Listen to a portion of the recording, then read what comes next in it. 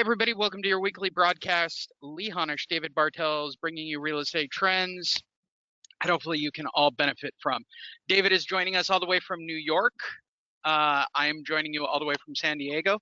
And first and foremost, on behalf of both of us, happy seasons, politically correct terminology. Are we allowed to say happy Thanksgiving, or is that not politically correct anymore? I can't keep up with the terminologies. I think Thanksgiving is okay. Okay, thank goodness. Then in that case, hey, be thankful for something and enjoy. I know everybody's looking at it as a negative. I don't know why. You're going to be with people you love and be thankful for it. So as simple as that. How is New York, first and foremost? Well, I'm outside, so I don't have to whisper because, it is COVID. There's lots of people home, and it's hard to find a quiet space. So I'm sitting outside, and it's 50 degrees. It feels a little cooler than that because there's no sun. Well, I was out here a little earlier on another call, and it was much nicer. So, but I like the change of season, and I'm looking forward to going home to warm Southern California in a few days.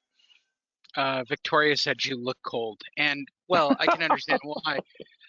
You do look cold, and to be perfectly honest, I'm sitting on the porch again because, well, we don't have winter in San Diego ever. Since I've lived here, I don't think I've had a bad day ever. It's a little breezy. It's in the 60s today. Yeah, terrible. Sun out. Yeah. It is what it is. All right, so we're going to talk about the DOJ, the settlement, and what that all means. So let's start right there. A few months ago, we talked about this. We've kind of updated it along the way. Why don't you start with the general overview of the lawsuit with the National Association of Realtors and go from there? Well, I'm not sure how many people were paying attention, but it's really big news is that the Department of Justice sued the National Association of Realtors claiming, I guess antitrust, which is a, legal term for collusion, I think. Don't quote me, I'm not a lawyer, but basically they sued them and along with the suit had a proposed settlement. NAR has already agreed to that settlement. I'm going from memory here, so let's see if I can. You're doing perfectly so far. I can recount them.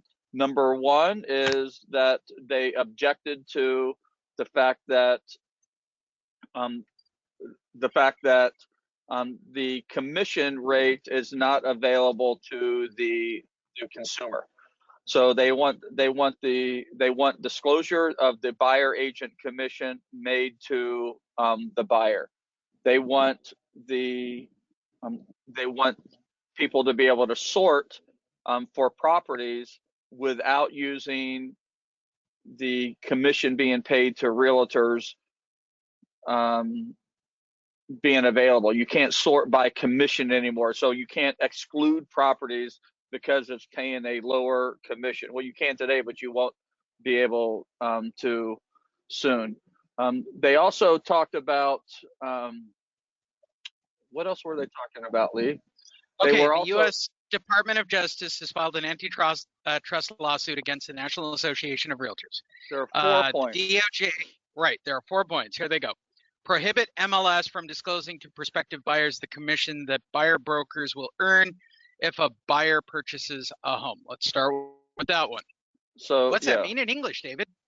It means that all buyers are going to know what the buyer agent commission is now. Okay. Number 2, allowing buyer brokers to misrepresent to buyers that a broker's services are free. It's not free, and so agents can't say that their services are free anymore just because the buyer's not paying. The seller is paying. Those services are not free. Okay. Number 3, enable buyer brokers to filter MLS listings based on the level of buyer broker commission offered and to exclude homes with lower commissions from consideration by potential home buyers. So I remember that one, and you're not going to be able to do that anymore. And number 4, limiting access to lockboxes that provide licensed brokers with access to homes for sale to NAR members. So right now you have to be a member of an association in order to get access to lockboxes.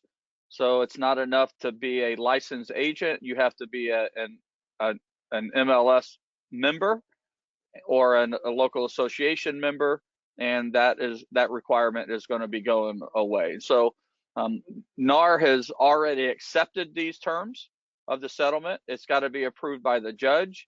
It's got to be approved by the DOJ, and NAR will ultimately ratify it, and they expect it to be in effect the first part of next year. So Okay. first quarter of 2021. So in English, how does this affect me if I'm a day-to-day real estate agent? Well, in the beginning, it may not affect you. There's gonna be some behaviors, and it depends on how you conduct your business now. If you're one of those people who are marketing your services as free to buyers, you're not going to be allowed to do that anymore. If you're an agent who is not a member of the MLS and you're on the phone begging listing agents to give you access or to have a seller give you access so you can show a property to somebody, you're not going to have to do that anymore. So you're going to be able to go out and see any property that's listed in the MLS. I don't know what that looks like. You'll probably be able to get a non-member, super key or something like that. But you'll be able to get a super key to be able to get into those properties. Should I make the blind assumption that NAR might figure out a way?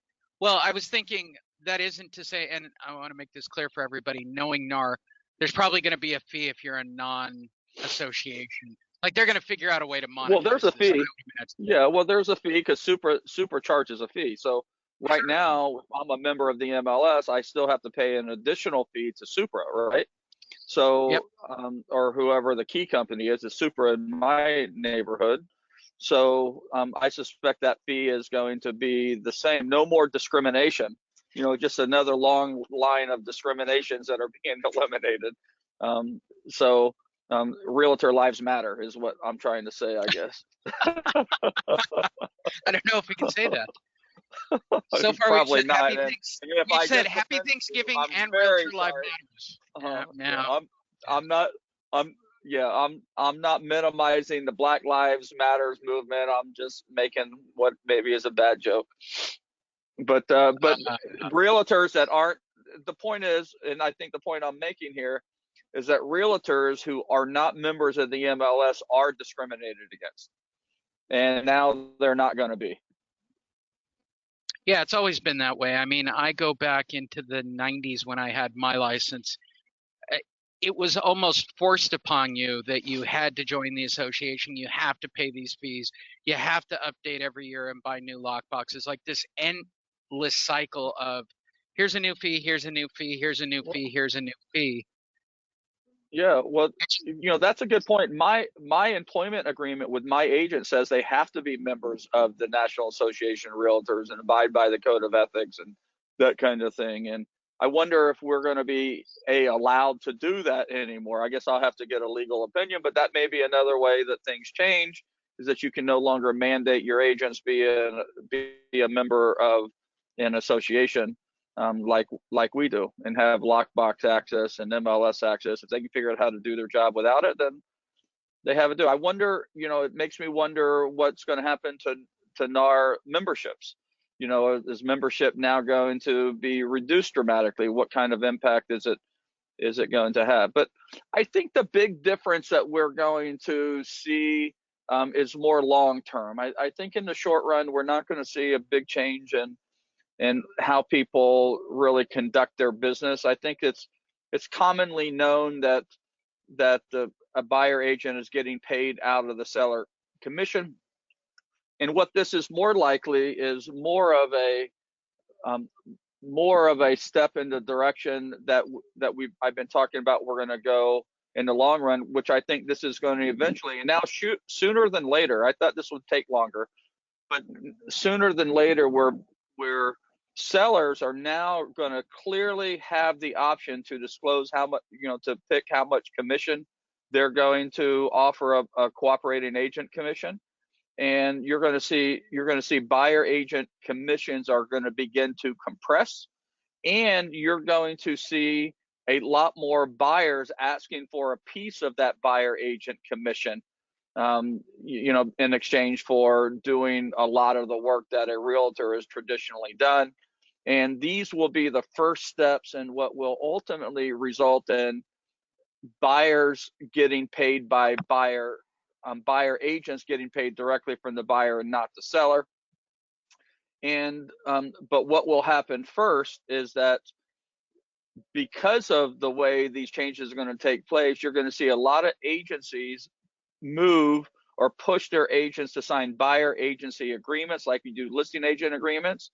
It's going to clearly specify what the compensation is, and it's going to state that if the seller is not offering a commit, let's say that they have a buyer agency agreement that says that the seller is going or that the buyer agent is going to make 2.5% of the purchase price, and the seller is only offering 1.5% of the purchase price, the buyer is going to have to make up that difference, and the buyer, not the agent, the buyer's agent is going to decide, I have two houses here, they're comparable. In one of these houses, I have to pay my agent an extra 1% or $6,000 on a $600,000 house. On this other one, I don't, and it's going to be the buyer's decision to decide which house they're going to buy, as opposed to the agent eliminating the house to show because it's not paying enough commission to suit them. It's going to be an interesting time. I'm very excited about it. I love this kind of change. Well, that leads into Victoria's question. Did you hear that Zillow is now a brokerage? Do you feel that that is directly related to what we're seeing here with the lawsuit? No. Zillow's been moving away all this time. Yeah, but Zillow is a brokerage, at least for now. I don't think anybody believes that they're not going to be a brokerage, but for now, they're staying in their lane, and they're being brokers for their iBuyer program. So that's the only thing that they're doing. They just want to list their own houses, is what they want to do, and buy their own houses. So they're using their license to buy and sell their own houses. They're not taking their leads and giving them to their agents, to go out and do that. They're still trying to, to keep those two businesses separately. That doesn't mean that eventually they won't do that, but for now, and they say that they're not going to, are going to compete, with their agents for their leads. Where you see Zillow going is moving away from the pay for the leads and moving more towards a referral fee kind of program. And they need an agency, they need a broker license to be able to do that as well. So the broker license allows them to take referral fees instead of advertising fees from agents for their leads. And it also allows them to transact their own iBuyer business, buy side and sell side. There you go. With all of that said, the Dow went up 30,000 points on the announcement that Biden is the president-elect and certified by multiple locations. Let's talk about this quickly because, I like to put things in a title that will get clicks. Let's talk about, I'm just being brutally honest, I'm a marketer at my core. By the way, go to honish.io and watch some of these techniques. They're all free. Let's talk about Biden and what that means. We've talked about this previously, that the election would have impact for real estate. We've got the DOJ on top of NAR. We've got everybody sort of making moves here for the new year. Do you see it as a positive or a negative with the administration, with the spike of, I thought Colbert nailed it last night, 30,000 whatever. It went up 30,000 whatever it does, points, something, whatever. I thought his explanation of, I don't know, but we won the lottery. It went up 30,000. What does that all mean? Does it mean anything to people that are real estate people? Did it mean anything to your wife? Does it? What does all that mean? Listen, the market, the real estate market, the stock market, if you look at the history of the United States, or at least the history of the record keeping for these markets, they go up regardless of who the president is. Okay. And, that's really what's going on. I don't think it has any kind of meaningful impact on whether or not people buy or sell, other than they're just happy it's over, right? Yeah. Whoever won, they're just glad it's over. I remember the countdown clock to 2000, when we thought that at Y2K. midnight, Y2K, we thought the internet was going to break, the banks were going to go out of business, we weren't going to be able to get any money out. My boss actually left the party that he was hosting at 12:01 So he a.m. could grab a and went shotgun. to the bank to withdraw money just to make sure that everything still worked. I thought it was, it's it doesn't make any difference at the end of the day. The economy is still going to go forward. Even the people who lost and aren't happy with the decision still still have to do business, still have to take care of their families, still have to go to the grocery store, still need to, buy cars and gas and all the other things that keep everything going. And that is going to continue. And, and especially if the Senate ends up being Republican, it's just going to be more of the same. Biden's not going to, be able to make, the changes that everyone's afraid he's going to change, any more than Trump is going to make the changes they were afraid that he was going to change. You still need, the Congress to, to agree for most things.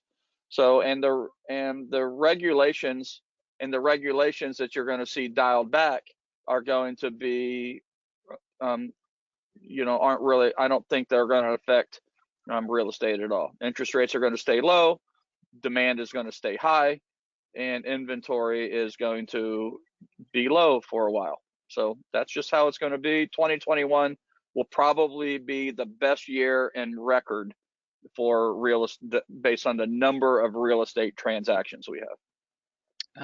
Victoria writes, what about Trump wants to do with privatizing Freddie Fannie? I probably could have cleaned that English wise.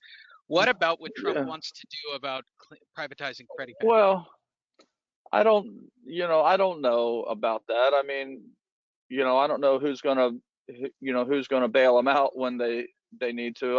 I'm not really an expert on what Fannie and Freddie does. They run as an independent agency now. They're just bankrolled by the U.S. Treasury, and I don't know how different that would be on what privatizing it means. So it's really hard for me to comment on that, but I doubt very seriously that it would impact the role that Fannie Freddie has in the secondary market. It would just change the ownership and oversight to a private organization or a public company managed by an executive team other than Congress. There you go. With all of that said, do you have a Thanksgiving wish to all people, great and small? Well, I think that we can be, I think that we can be thankful that for the most part we've been able to work from home. We can be thankful in the real estate business that our business has grown, even though there's maybe initially there was a pullback from, as a result of COVID. Business has actually grown, and there's all kinds of opportunity. And 2021 looks like it's going to be a monster year for active real estate agents. I think that some of the changes that we're seeing in the, with this DOJ settlement, I think are ultimately positive for the industry. I'm actually excited about them. I think it gives companies like mine an advantage in the marketplace, and I think that you're going to see some more consumer friendly options for buyers and sellers of real estate as people figure out what the new landscape is going to look like on the road to looking like other industrialized countries where sellers pay their agent and buyers pay their agent, same way it works when you go to court, in most cases. I think that I think that if you've been fortunate enough to get through this crisis without becoming deathly ill or losing somebody to COVID, you can be grateful. You can look forward to the vaccine, which looks like they're going to start distributing sometime by the end of this year, and that should really overlay and provide a lot of confidence to people about what the market is going to look like. And I think that mid-year we could very well be right back to normal, but at a heated pace. We're going to have a robust summer selling season this year. So there's a lot of things to be thankful for. And if you can find a way to be safe and be around your family, and I can't. then I can't. So I'll say it for everybody. You should be very, yeah, very happy. yeah, My daughter and her mother don't want me anywhere near them. yeah, yeah, My yeah, yeah. Well, so I get if it. you have a So place to go, everybody's got something to be grateful for. And absolutely. and if you're not sure, I would just find a moment of contemplation, and I suspect that you can find a handful of things. Maybe things aren't exactly the way you want them to be, but you can be grateful for having the challenge itself, to move you out of your comfort zone and to move you into action that will ultimately allow you to achieve your goals. I'll tell you, if you're one of those people and you're struggling with where you are in your life right now, I'll tell you a couple of things, and they may sound a little cheesy, but if anybody can do it, they would. If it was easy, anybody can do it. That's what challenges are. They're supposed to move you out of your comfort zone.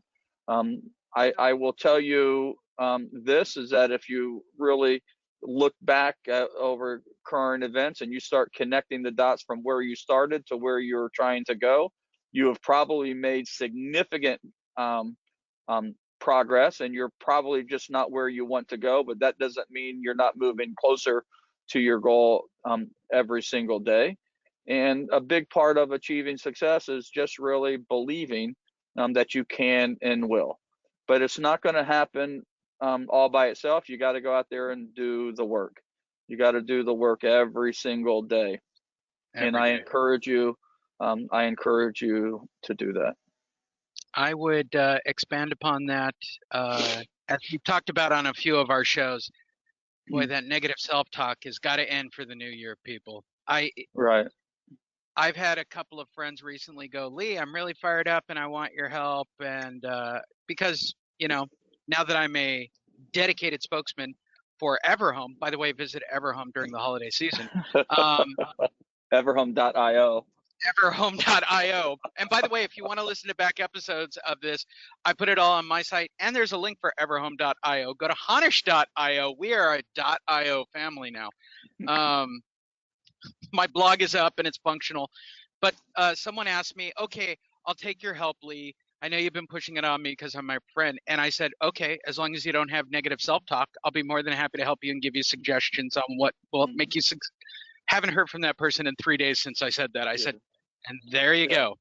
I just don't do negative anymore. It's not in my vocabulary. It is my experience that when I am positive and do positive things, I have positive and positive things happen around me. That's just the way it seems to be working out.